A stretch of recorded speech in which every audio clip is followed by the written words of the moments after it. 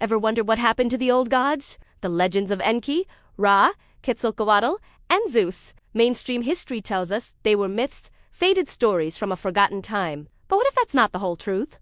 What if they didn't just disappear? What if they were silenced? Imagine this. The gods of the ancient world weren't just figures of worship. They were seers, visionaries who glimpsed our distant future, our present day. And what they saw terrified them. They tried to warn us, but their warnings were twisted, buried, and eventually erased. Let's travel back.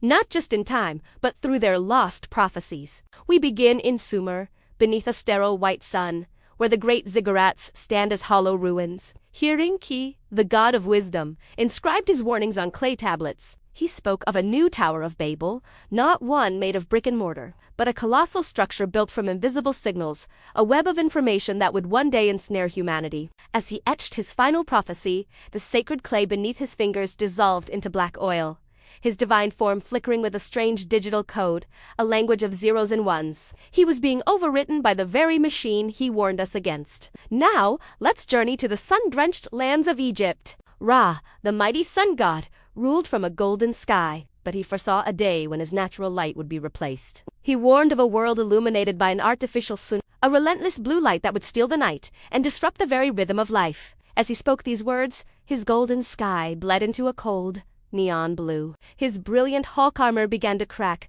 not under the force of a rival god, but with fissures of glowing lead light. His power was being usurped, his light replaced by a synthetic glow. Across the ocean, in the heart of a lush jungle, the feathered serpent Quetzalcoatl reigned. He was a god of life, nature, and the wind. He foresaw a digital greenhouse, an artificial world where the real jungle would be supplanted by a tangle of gray cables and concrete. As this vision consumed him, the vibrant green canopy around him withered, replaced by a lifeless web of wires. His magnificent feathers molted, not into new plumes, but into strips of cold, silver tape. He tried to flee, to escape this synthetic prison, but he too was being assimilated. Finally, we ascend to the peak of Mount Olympus. Zeus, the king of the gods, wielder of the thunderbolt, saw his ultimate power being captured and contained. He warned that his lightning, the raw energy of the heavens, would one day be trapped inside lithium batteries, tamed and commodified. As he issued this final,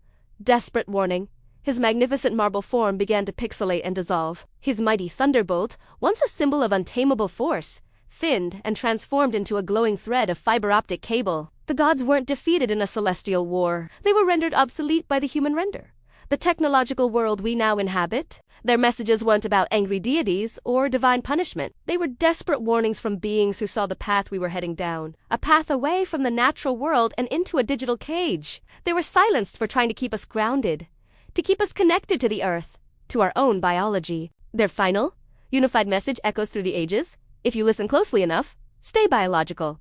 Thanks for watching. If this resonated with you, hit that subscribe button and join the conversation below.